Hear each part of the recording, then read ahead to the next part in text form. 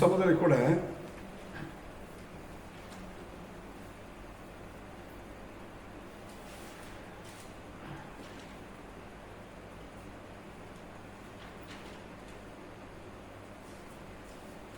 ದೇವರು ನಮ್ಮ ಮೇಲೆ ಎಷ್ಟು ಪ್ರೀತಿ ಇಟ್ಟಿದ್ದಾರೆ ಎಂಬುದನ್ನು ಕುರಿತು ನಾವು ಗ್ರಹಿಸಿಕೊಳ್ಳಬೇಕು. ಈಗ ನಾವು ಪ್ರಪಂಚದಲ್ಲಿರುವಾಗ ನಮಗೆ ಎಲ್ಲರ ಪ್ರೀತಿ ಅರ್ಥ ಆಗುತ್ತೆ. ಗಂಡ ಹೆಂಡತಿ ಮಕ್ಕಳು ಅಣ್ಣ ತಮ್ಮ ಸ್ನೇಹಿತರು ಲೋಕದವರು ಎಲ್ಲ ಪ್ರೀತಿ ಏನಾಗುತ್ತೆ ನಮಗೆ ಅರ್ಥ ಆಗುತ್ತೆ. ಆದರೆ ನಾವು ಅರ್ಥ ಮಾಡಿಕೊಳ್ಳೋ ಒಂದು ಪ್ರೀತಿ ಇದೆ, ಅದು ದೇವರ ಪ್ರೀತಿ. ಹಲ್ಲೆಲೂಯಾ. ಇದನ್ನು ಈ ದಿನಗಳಲ್ಲಿ ಯಾರು ಈ ದೇವರ ಪ್ರೀತಿಯನ್ನು ಕರೆಕ್ಟಾಗಿ ಅರ್ಥ ಮಾಡಿಕೊಂಡಿರ್ಬೇಕು ಅಂತ ಹೇಳಿದ್ರೆ,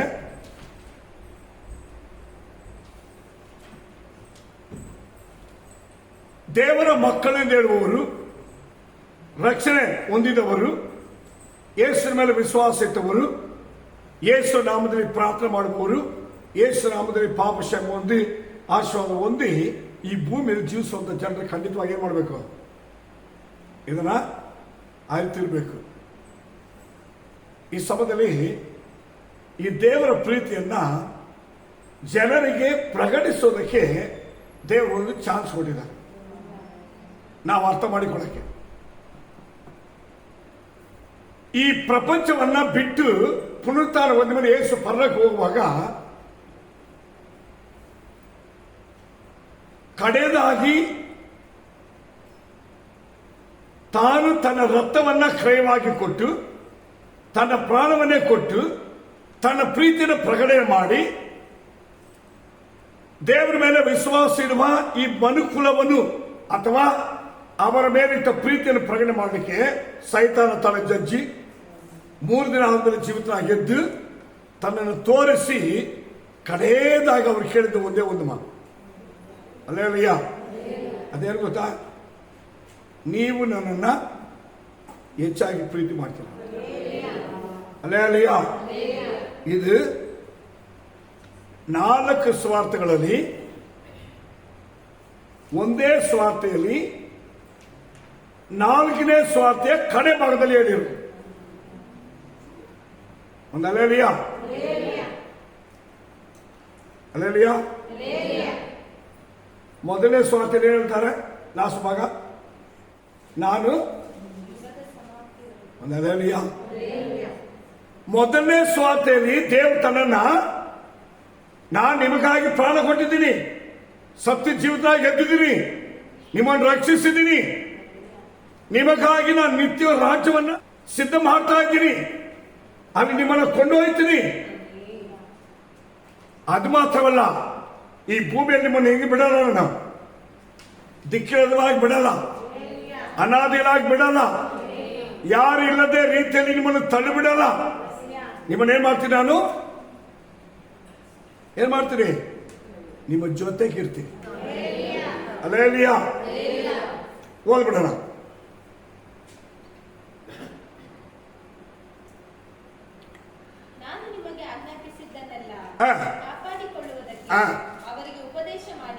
ಇದನ್ನ ಯಾರು ಅಂತ ಹೇಳ್ತಾರಂದ್ರೆ, ಸೇವಕರಿಗೆ ಹೇಳಿ, ಅದನ್ನ ನನ್ನ ಮೇಲೆ ವಿಶ್ವಾಸವಿಟ್ಟು ನನ್ನನ್ನು ದೇವರಾಗಿ ಹೊತ್ತುಕೊಂಡು ಬಂದ ನನ್ನ ಸಭೆಯಾಗಿರುವ, ನನಗೆ ಮೊದಲಗತಿ ಆಗಿರುವ, ನಾನು ಅವರಿಗಾಗಿ ಸಿದ್ಧ ಮಾಡುವ ರಾಜ್ಯದಲ್ಲಿ ಅವ್ರು ನನ್ನ ಹತ್ರ ಬರಬೇಕು, ನನ್ನ ಜೊತೆಗಿರ್ಬೇಕು. ಅದಕ್ಕೆ ಏನ್ ಮಾಡಬೇಕು, ಓದಿ. ನಾನು ನಿಮಗೆ ಆಜ್ಞಾಪಿಸುವುದನ್ನ ಅವರಿಗೆ ಕಾಪಾಡಿಕೊಳ್ಳಕ್ಕೆ ನೀವೇನ್ ಮಾಡಿ, ಕಂಡೀಷನ್. ಸೇವಕರು ಏನ್ ಹೇಳ್ತಾರೆ, ನೀವು ನನ್ನ ಉಪದೇಶ ಅವರಿಗೆ ಏನ್ ಮಾಡ್ರಿ, ನಾನು ಆಜ್ಞಾಪಿಸುವುದನ್ನು ಉಪದೇಶ ಮಾಡ್ರಿ. ಆಜ್ಞಾಪಿಸೋದೆಂಬುದೇನು ಗೊತ್ತಾ, ಈಗ ಲೋಕದ ನರಗಳು ಅನುಸರಿಸಬೇಡ, ಪಾಪ ಮಾಡಬೇಡ, ವಿಶ್ವಾಸ ಮಾರ್ಗ ಬಿಟ್ಟು ಎಡಕ್ಕೆ ಬಲಕ್ಕೆ ಹೋಗಬೇಡ, ಮೋಸೆ ನ್ಯಾಯ ಪ್ರಮಾಣ ಬಿಟ್ಟು ಎಡಕ್ಕೆ ಬಲಕ್ಕೂ ಹೋಗಬೇಡ. ನನ್ನ ಸೇವಕರಿಗೆ ಬೋಧಿಸುವುದನ್ನ ಕೇಳಿ ಕೈಕೊಂಡು ನಡೆ. ಇದೆಲ್ಲ ಏನು? ಆಜ್ಞೆ. ನಾನು ಆಜ್ಞಾಪಿಸುವುದನ್ನ ಗಮನಿಸಿ, ಅವರಿಗೆ ಕಾಪಾಡಿಕೊಳ್ಬೇಕು ಅವರು. ಅದಕ್ಕೆ ನೀವೇನ್ ಮಾಡೋ? ಉಪದೇಶ ಮಾಡು. ಆದರೆ ಉಪದೇಶ ಎಂಬುದು ದೇವರ ಆಜ್ಞೆ. ಈ ಆಜ್ಞೆಗಳನ್ನ ಉಪದೇಶ ಮಾಡೋದು ಹೆಂಗ್ ಗೊತ್ತಾ? ನಡೆದ್ರೆ ಹಿಂಗಾಗುತ್ತೆ, ನಡೆದು ಹೋದ್ರೆ ಹಿಂಗಾಗುತ್ತೆ, ವಿರುದ್ಧವಾಗಿ ನಿಂತರೆ ಹಿಂಗಾಗುತ್ತೆ, ನೀವು ತಳ್ಳಿಬಿಟ್ಟು ಲೋಕದವರ ಜೊತೆ ಸೇರಿದ್ರೆ ಹಿಂಗಾಗುತ್ತೆ. ಇದಕ್ಕೆ ಹೆಸರೇನು? ಉಪದೇಶ. ಅಲ್ಲೇಲಯ್ಯ. ದೇವರು ನಮ್ಮ ಮೇಲೆ ಪ್ರೀತಿ ಇಟ್ಟು ನಾನು ಅವರನ್ನು ಬಿಟ್ಟು ಎಲ್ಲ ದಿನ ಅವ್ರ ಜೊತೆಗೆ ನಾನು ದೂರ ಆಗಲ್ಲ. ನೀನು ಅವ್ರಿಗೆ ಏನ್ ಮಾಡ್ಬೇಕು? ನನ್ನ ಪ್ರೀತಿಯನ್ನು ಹೇಳು. ನನ್ನ ಪ್ರೀತಿಯನ್ನು ಅವ್ರು ಕಟ್ಕೊಳ್ಬೇಕಂದ್ರೆ ನನ್ನ ಆಜ್ಞೆ ಅವ್ರಿಗೆ ಕರೆಕ್ಟಾಗಿ ಉಪದೇಶ ಮಾಡು. ಏನೇನು ಮಾಡಬೇಕು, ಏನು ಮಾಡಬಾರ್ದು, ಹೆಂಗೆ ಇರಬೇಕು, ಹೆಂಗೆ ಇರಬಾರ್ದು, ಯಾವ ರೀತಿ ನಡಿಬೇಕು, ಯಾವ ರೀತಿ ನಡಿಬಾರ್ದು, ಯಾರ ಮಾತನ್ನು ಕೇಳಬೇಕು, ಯಾರ ಮಾತನ್ನು ಕೇಳಬಾರ್ದು, ಯಾರ ಜೊತೆಗೆ ಸೇರಬಾರ್ದು, ಯಾರ ಜೊತೆಗೆ ಸೇರ್ಬೇಕು, ಇದನ್ನ ಏನ್ ಮಾಡ್ಬೇಕು? ಉಪದೇಶ ಮಾಡು. ಆದರೆ ಅವರಿಗೆ ಉಪದೇಶ ಮಾಡಿದಾಗ ಅವ್ರೇನ್ ಮಾಡ್ಬೇಕು? ನಾನು ನಿನ್ನ ಮೂಲಕವಾಗಿ ನಿಮ್ಮ ಮೂಲಕವಾಗಿ ಸಭೆಗೆ ಹೇಳುವುದನ್ನ ಅವ್ರೇನ್ ಮಾಡ್ಬೇಕು? ಕಾಪಾಡಿಕೋಬೇಕು. ಕಾಪಾಡಿಕೊಂಡ್ರೆ ಅವ್ರಿಗೆ ಹೇಳು, ನಾನು ಅದಲ್ಲ ಹೇಳಮ್ಮ. ಇದಕ್ಕೆ ಮೀರಿ ಒಂದು ಪ್ರವಾದ ಇದೆಯಾ? ಇದಕ್ಕೆ ಮೀರಿ ಒಂದು ವಾಗ್ದಾನ ಇದೆಯಾ? ಇದಕ್ಕೆ ಮೀರಿ ದೇವರು ಇನ್ನು ಏನಾದ್ರು ಹೇಳ್ಬೇಕಾ? ಅಲ್ಲೇಲಯ್ಯ. ಆದ್ರೆ ದೇವರು ತನ್ನ ಜನರ ಮೇಲಿಟ್ಟ ಪ್ರೀತಿಗೆ ಆತನು ಮೊದಲನೇ ಸ್ವಾತಿಲಿರುವ ಕಡೆ ಮಾತೇನೆಂದ್ರೆ ಅವರಿಗೆ ಕಾಪಾಡಕ್ಕೆ ಉಪದೇಶ ಮಾಡು. ನಾನು ಯುಗದ ಸಮಾಜದವರಿಗೂ ಎಲ್ಲಾ ದಿವಸಗಳು, ಒಂದ್ ದಿವಸ ಅಲ್ಲ, ಎಲ್ಲ ದಿವಸಗಳು ನಾನು ಯಾವ ಸಗಳ ಇರ್ತೀನಿ? ಅರ್ಥ ಮಾಡ್ಕೊಳ್ಳಿ. ನಿನ್ನ ಸಗಳ ಇರ್ತೀನಿ. ನೀನು ಬೋಧಿಸಿ ಅದ್ರ ಕೈಕೊಂಡು ನಡೀತಾ ನೋಡಿ, ಕಾಪಾಡಿಕೊಂಡ್ರು ಅವ್ರ ಜೊತೆಗೆ ಇರ್ತೀನಿ. ದೇವರಿಗೆ ಯಾರು ಪ್ರೀತಿ ಉಳ್ಳ ಜನ? ಇಬ್ಬರೇ. ಒಂದು ಸೇವಕರು, ವಿಶ್ವಾಸಿಗಳು. ಈಗ ಇವರಿಗೆ ನಿಜವಾಗಿ ದೇವರ ಪ್ರೀತಿ ಅರ್ಥ ಆಗಿದೆ ಎಂಬುದನ್ನು ನೋಡ್ಬೇಡ. ಅಲ್ಲೇಲಿಯಾ. ಯಾಕಂದ್ರೆ ನಮ್ಮನ್ನು ನಾವು ಶುದ್ಧೀಕರಿಸಿಕೊಳ್ಳೋದಕ್ಕೆ ಆಯುಧವು, ಆಜ್ಞೆಯು, ಉಪದೇಶವು, ನಿಯಮವು ಏನಂದ್ರೆ ಪ್ರೀತಿ.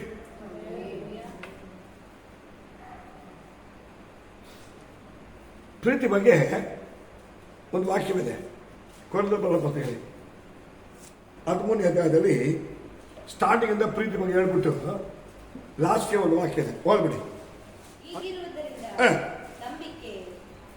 ನೋಡ್ರಿ, ಹೀಗೆ ಇರುವುದರಿಂದ ದೇವರು ಹೇಳಿದ್ದಾರೆ. ಹೀಗೆ ಇರುವುದರಿಂದ, ಏನಿರುವುದರಿಂದ?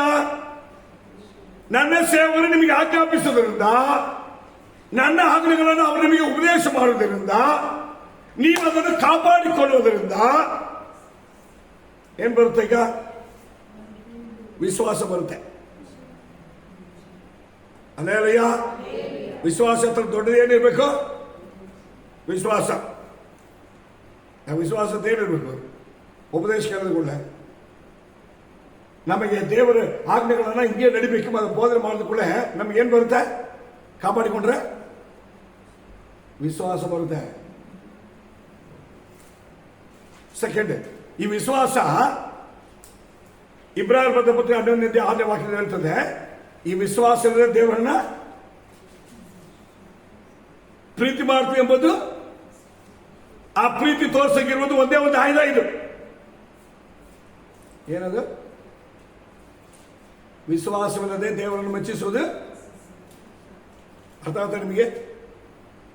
ಆದರೆ ದೇವರ ಮೇಲೆ ನಮಗೆ ಪ್ರೀತಿ ಇದೆ ಅಂತ ಹೇಳಿದ್ರೆ ಆ ಪ್ರೀತಿಯನ್ನ ಪ್ರಕಟಿಸಬೇಕಾಗಿರೋದು ನಮ್ಮ ಹತ್ರ ಬೇಕಾದ ದೊಡ್ಡದು ಏನಂದ್ರೆ ಅದು ವಿಶ್ವಾಸ. ಆ ವಿಶ್ವಾಸ ಅಂದ್ರೆ ಏನು? ದೇವರ ಆಜ್ಞೆಗಳನ್ನ ನಮಗೆ ಉಪದೇಶ ಮಾಡುವಾಗ, ದೇವರು ತಮ್ಮ ಸೇವಕರಿಗೆ ಹೇಳುವಾಗ, ಸೇವಕರು ನಮಗೆ ಬೋಧನೆ ಮಾಡಬೇಕಾದ್ರೆ ನಾವು ಅದನ್ನು ಕಾಪಾಡಿಕೋಬೇಕು.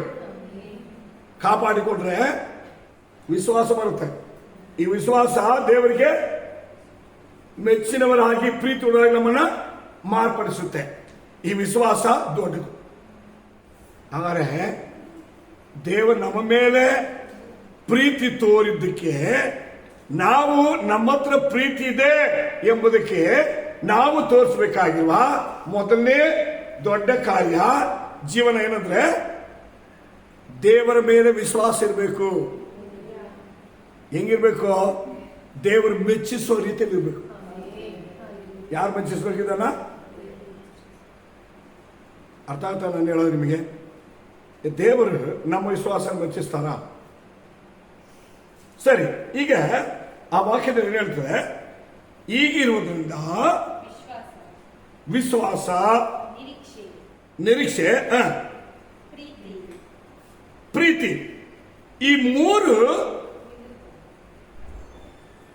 ಒಬ್ಬ ವ್ಯಕ್ತಿ ಹತ್ರ ಸ್ಟ್ರಾಂಗ್ ಆಗಿರುತ್ತೆ, ನಿಲ್ಲುತ್ತೆ. ಅದು ಯಾರ ಹತ್ರ ಅಂದ್ರೆ, ಯಾರಿಗೆ ದೇವರ ಮೇಲೆ ಪ್ರೀತಿ ಇದೆಯೋ, ಯಾರು ದೇವರನ್ನು ಪ್ರೀತಿಸಿದಾರೋ, ಇವರಿಬ್ಬರ ಹತ್ರ ಸ್ಥಿರವಾಗಿರುವುದೇನು? ಮೂರು.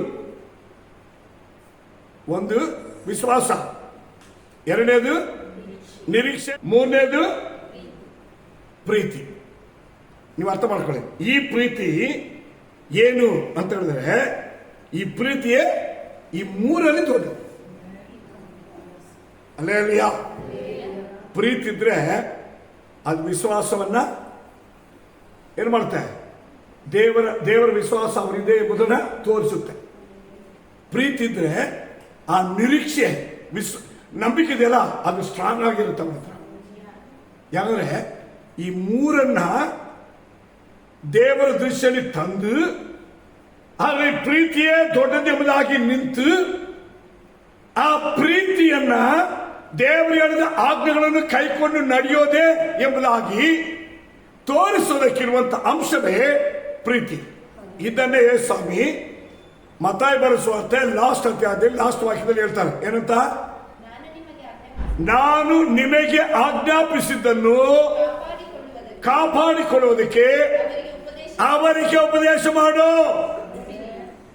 ಆ ಒಂದು ಸಭೆ, ವಿಶ್ವಾಸಿಗಳಾಗಿರುವ ದೇವಜನರು ದೇವರಿಗೆ ಮೆಚ್ಚರಾಗಿರ್ಬೇಕು, ದೇವರನ್ನು ಪ್ರೀತಿ ಮಾಡುವರಾಗಿರ್ಬೇಕು, ದೇವರ ಮೇಲೆ ವಿಶ್ವಾಸ ಸರಿ ಇರಬೇಕು, ದೇವರ ಮೇಲೆ ನಿರೀಕ್ಷೆ ಅಥವಾ ನಂಬಿಕೆ ಕರೆಕ್ಟ್ ಆಗಿರ್ಬೇಕಂದ್ರೆ ಅದಕ್ಕೇನ್ ಬೇಕು? ಆತನ ಆಜ್ಞೆಗಳನ್ನ ಕಾಪಾಡಿಕೋಬೇಕು. Alleluia, alleluia.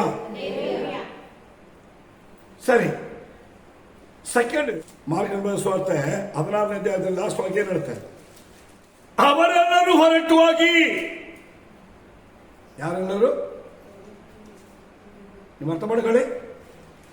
ಅವರೆಲ್ಲರೂ ಹೊರಟು ಹೋಗಿ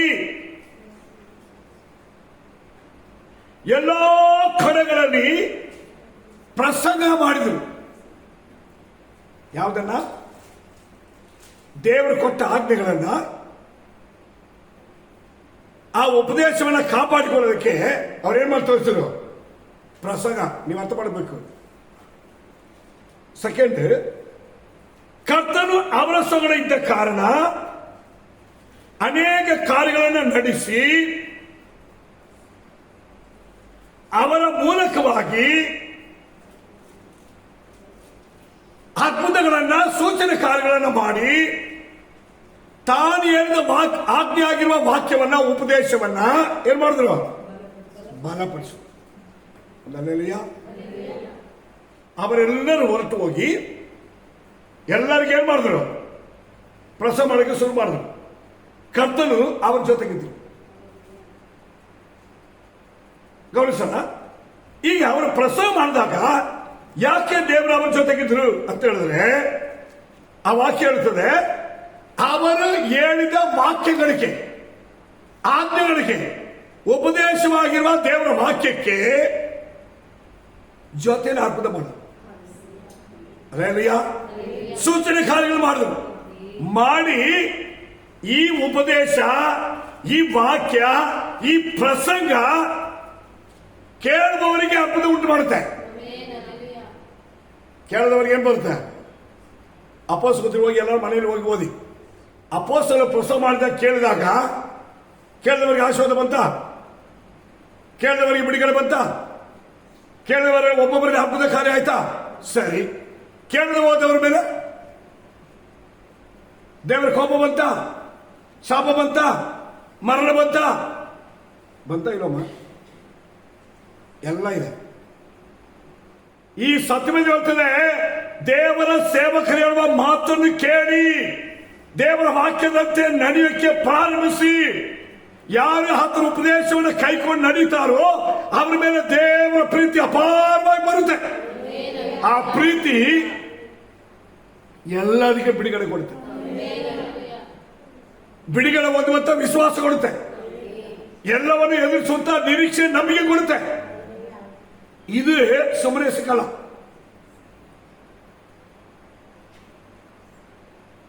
ಇಲ್ಲಿ ನೀವು ಓದ್ಬೇಕಾದ್ರೆ ಏನು ಓದಿರಿ? ಏನು ಓದಿರಿ? ಅವರು ಹೊರಟು ಹೋಗಿ ಎಲ್ಲೆಲ್ಲಿಯೂ ಸ್ವಾರ್ಥೆಯನ್ನು ಸಾರಿದರು, ಪ್ರಸಂಗ ಮಾಡಿದರು ಅಂತ ಹೇಳುತ್ತೆ. ಇಲ್ಲಿ ಸ್ವಾರ್ಥ ಸಾರಿದರು ಅಂತ ಹೇಳುತ್ತೆ, ಪ್ರಸಂಗ ಮಾಡಿದರು. ಕರ್ತನ ಹಕ್ಕು ಅವರ ಕೂಡ ಕೆಲಸ ಮಾಡಿದ್ರು. ಅಲ್ಲ, ದೇವರೇನ್ ಮಾಡ್ತಾರಮ್ಮ? ದೇವರ ವಾಕ್ಯವನ್ನ ಉಪದೇಶ ಮಾಡಿದ್ರೆ ದೇವರವರಿಗೆ ಕೆಲಸ ಮಾಡ್ತಾರೆ. ನಿಮ್ಮನೆ ಕೆಲಸ ನೀನ್ ಮಾಡಿದ್ರೆ ಏನ್ ಮಾಡ್ಬೋದು, ದೇವ್ರು ನಿನಗೆ ಮಾಡಿದ್ರೆ ಏನ್ ಮಾಡ್ಬೋದು ಅಂತ ಅರ್ಥ ಮಾಡಕ. ವಿಶ್ವಾಸಿಗಳಿಗೆ ನೀವು ದೇವರ ಸೇವೆಯಲ್ಲಿ ಪಾಲ್ಗಾರರಾಗಿ, ಆ ಸೇವೆ ಹೆಂಗಿರುತ್ತೆ ಗೊತ್ತಾ? ಎಲ್ಲದಕ್ಕೆ ಪರಿಹಾರ ಕೊಡುವ ಅದ್ಭುತವಾಗಿ ಮಾರ್ಪಟ್ಟೋಗುತ್ತೆ. ಕೇಳುವ ವಾಕ್ಯ, ನಂಬುವ ವಾಕ್ಯ, ನಿರೀಕ್ಷೆ ಇಡುವ ವಾಕ್ಯ, ಒಪ್ಪಿಕೊಳ್ಳುವ ವಾಕ್ಯ, ಆ ವಾಕ್ಯದಂತೆ ಕೊಡುವ ಕಾಣಿಕೆ, ಆ ವಾಕ್ಯದಂತೆ ವಿಧೇಯರಾಗುವ ನಿಮ್ಮ ಹೃದಯ, ನೀವು ನಡ್ಕೊಳ್ಳುವ ನಿಮ್ಮ ಕುಟುಂಬ ಸಕಲ ಕಷ್ಟವಾದದಿಂದ ಬಿಡುಗಡೆ ಹೊಂದುತ್ತೆ. Price the lord. ಯಾಕಂತ ಹೇಳಿದ್ರೆ ದೇವರ ವಾಕ್ಯ ಸತ್ಯ. ನಂಬುವವರಿಗೆ, ನಡೆಯುವವರಿಗೆ, ಒಪ್ಪಿಕೊಳ್ಳುವವರಿಗೆ, ಸರಿಪಡಿಸಿಕೊಳ್ಳುವವರಿಗೆ, ಆಜ್ಞೆಗಳಿಗೆ ವಿಧೇಯ ಆಗುವವರಿಗೆ, ಕಾಪಾಡಿಕೊಳ್ಳುವವರಿಗೆ ಆ ಜೊತೆಯೇ ಕರ್ತನ ಅದ್ಭುತ ಕಾರ್ಯ ಮಾಡ್ತಾರೆ. ಅಲ್ಲೇಲೂಯಾ. ಹಾಗಾದ್ರೆ ನಾವು ದೇವರ ಪ್ರೀತಿಗೆ ತಕ್ಕ ಹಾಗೆ ನಾವು ಹೆಂಗೆ ನಡ್ಕೊಳ್ಬೇಕು ನೋಡಿ. ಆ ವಾಕ್ಯವನ್ನು ಓದ್ಬಿಡಿ. ಕರ್ತನ ಅವರ ಕೂಡ ಕೆಲಸ ಮಾಡುತ್ತಾ ಸೂಚಕ ಕಾರ್ಯಗಳನ್ನು ಸ್ವಾರ್ಥಿಯ ಅಂದ್ರೆ ಅವರು ಪ್ರಸಂಗ ಮಾಡಿದ ದೇವರ ವಾಕ್ಯಗಳನ್ನು ಬಲಪಡಿಸ್ತಾ ಬಂದರು. ಆ ಒಂದು ವಿಶ್ವಾಸಕ್ಕೆ ಏನ್ ಬಲ? ನೀವು ಕೇಳಿ ನಡಿಗೆ ಸ್ಟಾರ್ಟ್ ಮಾಡ್ತೀವಿ ನೋಡಿ, ಅದುವೇ ನಿನಗಿರುವ ಬಲ. ಈ ಬಲವನ್ನ ಪ್ರಕಟಣೆ ಪುಸ್ತಕದಲ್ಲಿ ಯೇಸು ಸ್ವಾಮಿ ಪರಲೋಕದಲ್ಲಿರುವಾಗ ಏನ್ ಹೇಳಿದಾರೆ ಓದ್ಬಿಡೋಣ. ಪ್ರಕಟಣೆ ಪುಸ್ತಕ 12ನೇ ವಾಕ್ಯ.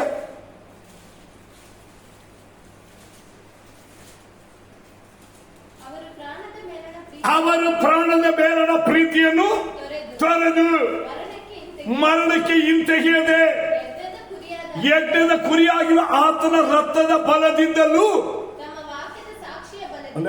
ಬಂದಮ್ಮ. ವಾಕ್ಯದ ಸಾಕ್ಷಿಯ ಬಲ ಒಂದು ವಿಶ್ವಾಸಿಗೆ, ವಾಕ್ಯ ಉಪದೇಶವನ್ನು ಕೈಕೊಂಡು ನಡೆಯುವಂತ ಒಂದು ವಿಶ್ವಾಸಿಗೆ ಇರುವಂತ ದೇವರ ಬಲ.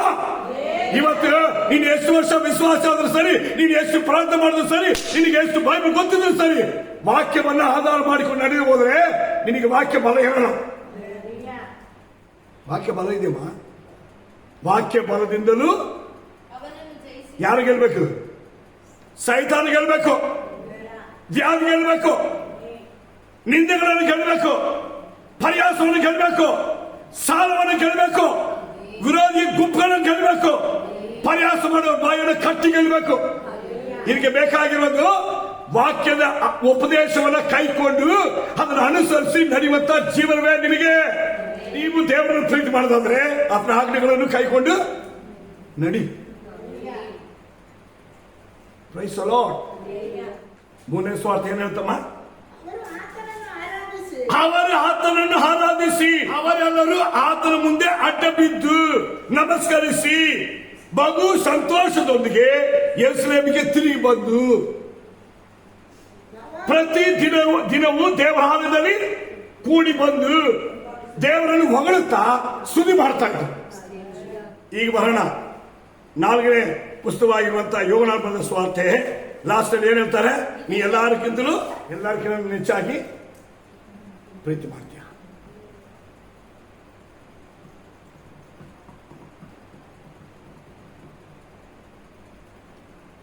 ಆದರೆ ನಾವು ದೇವರನ್ನು ಪ್ರೀತಿ ಮಾಡ್ತೀವಿ ಎಂಬುದು ಹೆಂಗೆ ತೋರಿಸೋದು?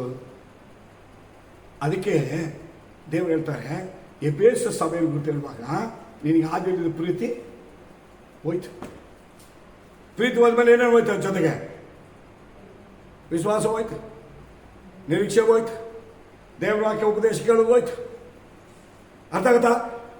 ದೇವರ ಆಜ್ಞೆಗಳನ್ನು ಕಾಪಾಡಿಕೊಳ್ಳೋದು ಹೋಯ್ತು, ಸಭೆಗೆ ಬಂದು ಡೈಲಿ ಪ್ರೇಯರ್ ಮಾಡೋದು ಹೋಯ್ತು, ಸಭೆ ನಿಂತು ದೇವರನ್ನ ಕಣಪಡಿಸಿ ದೇವರೇ ನೀನು ಎಷ್ಟು ಉಪಕಾರ ಮಾಡಿದೆ ದೇವ್ರ ಕೊಂಡಾಡಿ ಸಂತೋಷ ಪಡೋದು ಹೋಯ್ತು. ಏನೇನು ಹೋಯ್ತಮ್ಮ? ಪ್ರಕಟಣೆ ಪುಸ್ತಕ 2ನೇ ಅಧ್ಯಾಯದಲ್ಲಿ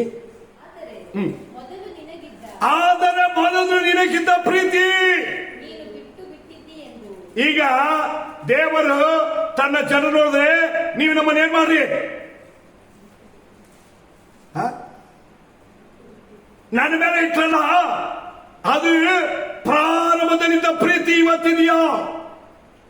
ನಿನಗಿದೆ, ನಿಮ್ಮ ಮಕ್ಕಳಿಗಿದೆ ನೋಡು, ನಿನಗಿದೆ, ನಿನ್ನ ಫ್ರೆಂಡ್ಗಿದೆ ನೋಡು, ಇದೆಯಾ? ಇದೆಯಮ್ಮ ಇವತ್ತು? ಇದೆಯಾ? ನೀವು ಯೋಚನೆ ಮಾಡಿ. ಪರಲೋಕಕ್ಕೆ ಹೋದ್ಮೇಲೆ ದೇವರು ಸಭೆಗಳನ್ನು ನೋಡ್ತಾರೆ. ಆ ಸಭೆಗಳನ್ನು ಕುರಿತು ಹೇಳುವಾಗ ಆದಿಲಿದ್ದ ಪ್ರೀತಿ ಇವತ್ತು ಸಭೆಗಳಲ್ಲಿ ಇಲ್ಲ. ಈ ಪ್ರೀತಿ ಇಲ್ಲದೆ ಹೋದ್ರೆ ಏನೇನು ಇಲ್ಲದೆ ಹೋಗುತ್ತೆ? ಈಗ ನಾವು ಬರೋಣ ತಿರುಗಿ 1 ಕೊರಿಂಥ ಬರೆದ ಪತ್ರಿಕೆ 13ನೇ ಅಧ್ಯಾಯದಲ್ಲಿ ಕಡೆ ವಾಕ್ಯ ಏನುತ್ತಮ್ಮ? ವಿಶ್ವಾಸ, ನಿರೀಕ್ಷೆ, 3ನೇದು ಪ್ರೀತಿ. ಈ 3 ಸ್ಟ್ರಾಂಗ್ ಆಗಿರುತ್ತೆ, ನೆನೆಯಾಗಿರುತ್ತೆ. ಇದರಲ್ಲಿ ದೊಡ್ಡದು ಯಾವುದು? ಈ ಪ್ರೀತಿ ಹೋದ್ಮೇಲೆ ಏನಾಗುತ್ತೆ? ನಾನು ನಿಮಗೆ ಹೇಳೋದು ಅರ್ಥ ಆಯ್ತಾ? ದೇವರ ಮೇಲಿರುವ ಪ್ರೀತಿ, ಸಭೆ ಮೇಲಿರುವ ಪ್ರೀತಿ, ನಮ್ಮ ಸೇವಕರ ಮೇಲಿರುವ ಪ್ರೀತಿ, ನಮ್ಮ ಆರಾಧನೆ ಮೇಲಿರುವ ಪ್ರೀತಿ, ದೇವರಿಗೆ ಕೊಡುವ ಪ್ರೀತಿ, ದೇವರ ವಾಕ್ಯವನ್ನು ಕೈಕೊಂಡು ನಡೆಯುವ ಪ್ರೀತಿ, ಅದನ್ನು ಕಾಪಾಡಿಕೊಳ್ಳುವ ಪ್ರೀತಿ ನಮ್ಮಲ್ಲಿ ಕಡಿಮೆ ಆದ್ರೆ ವಿಶ್ವಾಸ ಹೋಗ್ಬಿಡುತ್ತೆ, ನಿರೀಕ್ಷೆ ಹೋಗ್ಬಿಡುತ್ತೆ, ನಂಬಿಕೆ ಹೋಗ್ಬಿಡುತ್ತೆ, ಎಲ್ಲ ಕಳ್ಕೊಂತೀವಿ. ಆದಿ ಪ್ರೀತಿ ಹೋಗ್ಬಿಟ್ರೆ ಏನಾಗುತ್ತಂತೆ? ಪುಸ್ತಕದಲ್ಲಿ ಓದಮ್ಮ, ಪ್ರಕಟಣೆ ಪುಸ್ತಕ 2ನೇ ಅಧ್ಯಾಯದಲ್ಲಿ 1ರಿಂದ 7 ವಾಕ್ಯದ ಒಳಗೆ ಏನ್ ಹೇಳುತ್ತೆ? 5ನೇ ವಾಕ್ಯ.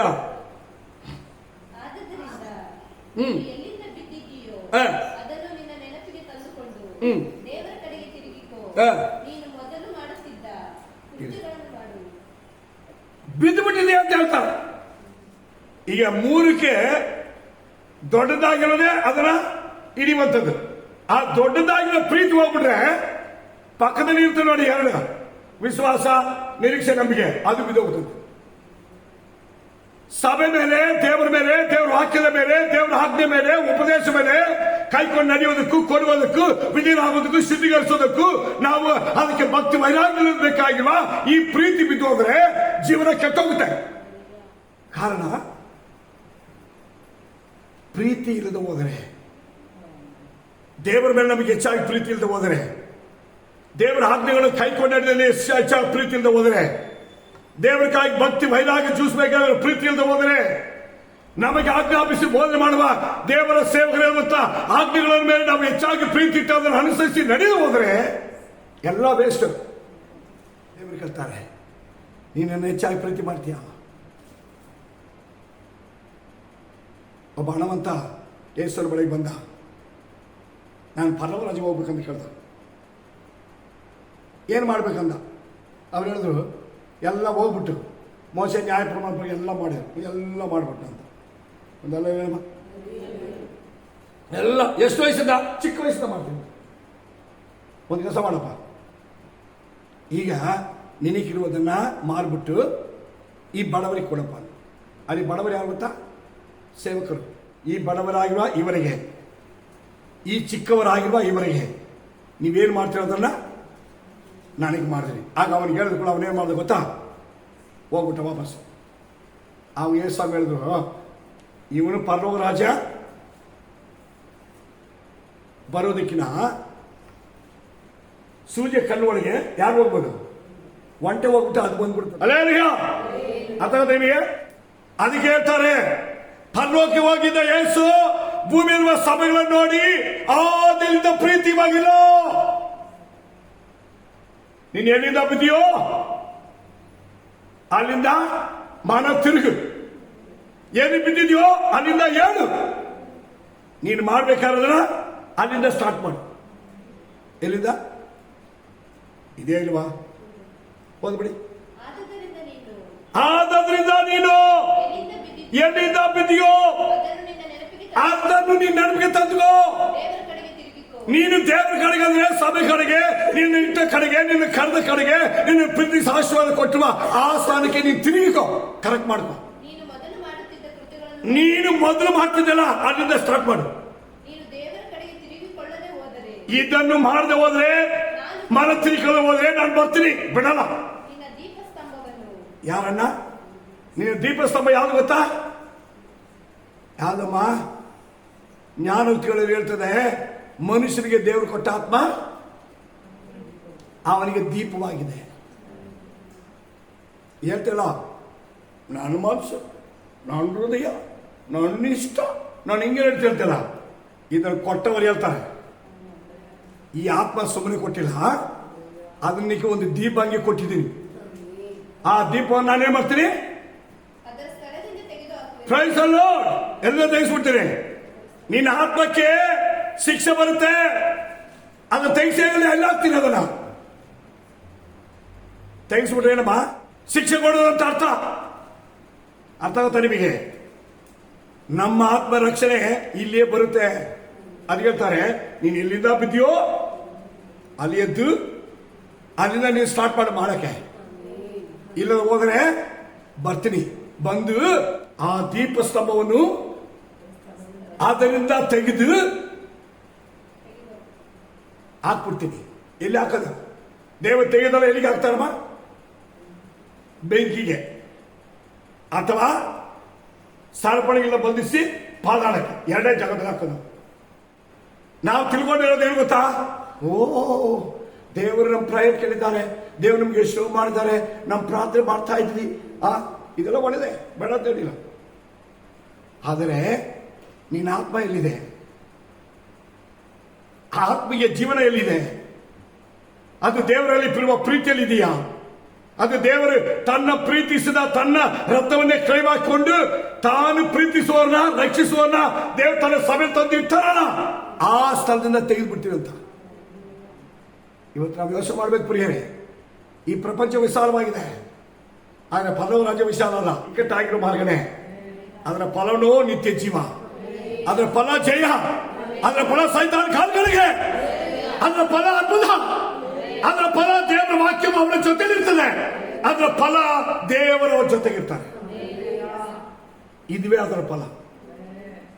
ಇವತ್ತು ನಮ್ಮ ಜೊತೆಗೆ ಯಾರಿದ್ದಾರೆ? ನೀವು ಪರಿಶೋಧನೆ ಮಾಡಿ. ಸತ್ಯವೇದ ಏನು ಹೇಳ್ತೆ ಗೊತ್ತಾ?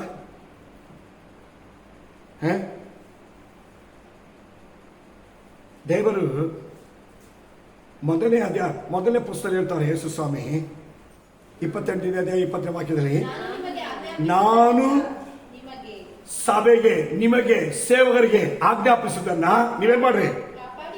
ಕಾಪಾಡಿಕೊಳ್ಳಿ, ಅವ್ರಿಗೆ ಬೋಧನೆ ಮಾಡ್ರಿ, ಉಪದೇಶ ಮಾಡ್ರಿ. ನಾನು ಯುಗದ ಸಮಾಪ್ತಿಯವರೆಗೂ. ಹಾಗಾದ್ರೆ ದೇವರು ಹೇಳ್ತಾರೆ, ನನ್ನ ಪ್ರೀತಿ ಶಾಶ್ವತ, ನನ್ನ ವಾಗ್ದಾನ ಶಾಶ್ವತ, ನನ್ನ ನಿಮ್ಮ ಐಕ್ಯತೆ ನಿಮಗೆ ಶಾಶ್ವತವಾಗಿದ್ರೆ ನಾನು ಶಾಶ್ವತವಾಗಿ ನಿನ್ನ ಕೈ ಬಿಡ. ರೆಡಿ ಇದ್ದೀರಾ? ಎರಡನೇ ಪುಸ್ತಕ ಲಾಸ್ಟ್ ವಾಕ್ಯ, ಮಾರ್ಕನ ಬರೆದ ಸುವಾರ್ತೆ 16 ಲಾಸ್ಟ್ ವಾಕ್ಯ. ಅವರು ಹೊರಟು ಹೋಗಿ ಎಲ್ಲೆಲ್ಲಿ ಹೋದರು ಅಲ್ಲೆಲ್ಲ ದೇವರ ವಾಕ್ಯದ ಉಪದೇಶವನ್ನ ಸಾರುತ್ತಾ ಪ್ರಸಂಗ ಮಾಡಿದ್ರು, ಉಪದೇಶ ಮಾಡಿದ್ರು. ಕರ್ತನು ಅವರ ಕೂಡ ಇದ್ದುಕೊಂಡು ಅವರು ಏನೇನು ಹೇಳ್ತಾ ವಾಕ್ಯಗಳು ಹೇಳ್ತಾ ಇದ್ರು ಅದಕ್ಕೆ ತಕ್ಕಾಗಿ ಅದ್ಭುತಗಳನ್ನು ಮಾಡಿ ತನ್ನ ಕಾರ್ಯವನ್ನ ಪ್ರಕಟ ಮಾಡ್ಕೊಂಡ್ಬಂದ್ರು. ಕೇಳಿದ ವಾಕ್ಯ, ಓದಿದ ವಾಕ್ಯ, ಕೇಳಿದ ಉಪದೇಶ, ನಡ್ಕೊಳ್ಳೋ ರೀತಿ ತಕ್ಕಾಗಿ ಅದ್ಭುತಗಳ ಜೊತೆಲೇ ಕೂಡ್ಕೊಂಡೇ ಬಂದು. ಮುಂದೆ ಲೂಕನ ಬರೆಸುವಾರ್ತೆ, ಅವರು ಆತನನ್ನು ಆರಾಧಿಸುತ್ತಾ ಬಹು ಸಂತೋಷದಿಂದಲೂ ಯೆರೂಸಲೇಮಿಗೆ ಹಿಂತಿರುಗಿ ಹೋಗಿ. ಅದರ ಅರ್ಥ ಏನು ಗೊತ್ತಾ? ಯೆರೂಸಲೇಮ್ ಬಂದು ದೇವರ ಆಲಯ, ನೀವು ವಾಸ ಮಾಡೋಕೆ ರಕ್ಷಣೆ ದೇವರ ಮಕ್ಕಳಾಗಿರುವಂತ ಮನೆ. ಅಲ್ಲಿಗೆ ಬಂದು ಅದು ದೇವರ ಆಲಯ. ಆ ಆಲಯದಲ್ಲಿ ಪ್ರತಿದಿನ ದೇವರನ್ನು ಆರಾಧನೆ ಮಾಡಿ ಸ್ತುತಿಸಿ ದೇವರನ್ನು ಘನಪಡಿಸಿ ಮಹಿಮೆಪಡಿಸ್ತಾ ಇದ್ರು. ಲಾಸ್ಟ್ ಈಗ ಓದಿ ಲಾಸ್ಟ್ ವಾಕ್ಯ.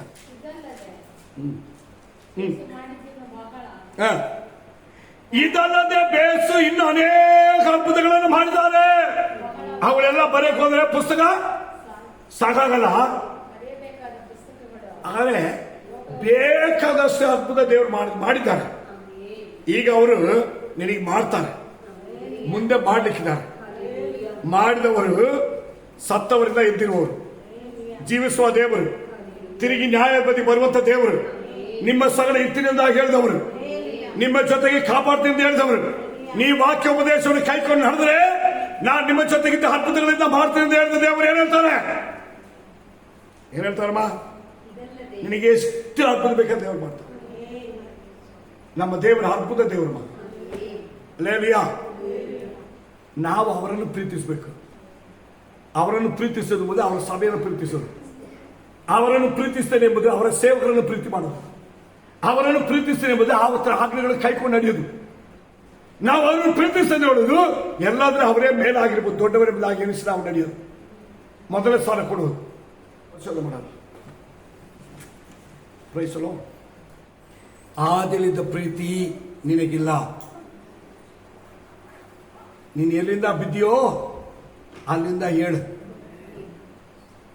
ನೀನು ಮೊದಲು ಮಾಡ್ತಿದ್ದ ಕೃತ್ಯಗಳನ್ನ ಮಾಡು.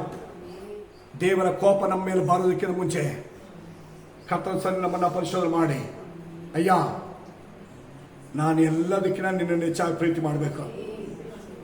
ನಿನ್ನ ವಾಕ್ಯ ಉಪದೇಶವನ್ನ, ನಿನ್ನ ಬೋಧನೆಗಳನ್ನ, ನಿನ್ನ ಸಭೆಯನ್ನ, ನಿನ್ನ ಸೇವೆಯನ್ನ, ನಿನಗಾಗಿ ಕೊಡುವುದನ್ನ, ನಿನ್ನ ನಿಯಮಗಳನ್ನು ಅನುಸರಿಸಿ ನಡೆಯುವುದನ್ನ ಎಲ್ಲದಕ್ಕಿಂತ ಹೆಚ್ಚಾಗಿ ನಾನು ಪ್ರೀತಿ ಮಾಡ್ತೇನೆ. ಅಯ್ಯ, ಪ್ರಾರ್ಥನೆ ಮಾಡೋದು. ಒಬ್ಬ ಲೋಕದ ಒಡೆಯರಾಗಿ ಸರ್ವಿಸುತ್ತಾ ದೇವರೇ, ಈ ಸಮಯದಲ್ಲಿ ಈ ವಾಕ್ಯವನ್ನು ಕೇಳುವ ಎಲ್ಲ ನಿನ್ನ ಮಕ್ಕಳ ಮೇಲೆ ಅವರ ವಿಶ್ವಾಸವೋ, ಭಕ್ತಿಯೋ, ಪ್ರಾರ್ಥನೆಯೋ, ಆರಾಧನೆಯೋ, ದೇವರೇ ನೀನು ಕೊಡಬೇಕಾದ ದಶಮ ಕಾಣಿಕೆಯೋ, ನಿನಗೆ ಮಾಡಬೇಕಾದ ಸೇವೆಯೋ, ನಿನ್ನ ಆಜ್ಞೆಗಳನ್ನು ಕಾಪಾಡಿಕೊಂಡು ನಿತ್ಯ ರಾಜ್ಯಕ್ಕಾಗಿ ಎದುರು ನೋಡ್ತಾ ಇರಬೇಕಾಗಿರುವ ಜೀವನವೋ, ಯಾವ ಭಾಗದಲ್ಲಿ ಯಾವ ಕಾಲದಲ್ಲಿ ಬಿದ್ದಿದ್ರು ಇವತ್ತಿನ ಸಮಯದಲ್ಲಿ ನೀನು ಎಬ್ಬಿಸು ರಾಜ. ಆದಲ್ಲಿ ಮಾಡಿದ ಅದೇ ಕಾರ್ಯಗಳನ್ನ ವಿಶ್ವಾಸದಲ್ಲಿ, ಪ್ರಾರ್ಥನೆ, ಭಕ್ತಿಯಲ್ಲಿ, ಆರಾಧನೆ, ಕೊಡುವುದರಲ್ಲಿ, ನಡೆಯುವುದರಲ್ಲಿ, ಸೇವೆಯಲ್ಲಿ, ಸಕಲ ಕಾಲದಲ್ಲಿ ತಿರುಗಿ ಹೊಸದಾಗಿ ಎದ್ದು ನಿಂತು ನೂತನ ಬಲದಲ್ಲಿ ಮಾಡೋದಕ್ಕೆ, ಜೀವಿಸೋದಕ್ಕೆ ಒಬ್ಬೊಬ್ಬರಿಗೆ ನೀನು ಕೃಪೆ ಕೊಡು ರಾಜ. ಬಲಕೈ ಹಿಡಿದು ಎಬ್ಬಿಸು ರಾಜ. ನಿನ್ನ ಉಪದೇಶದಲ್ಲಿ, ನಿನ್ನ ನಿಯಮಗಳಲ್ಲಿ ಒಬ್ಬೊಬ್ಬರನ್ನ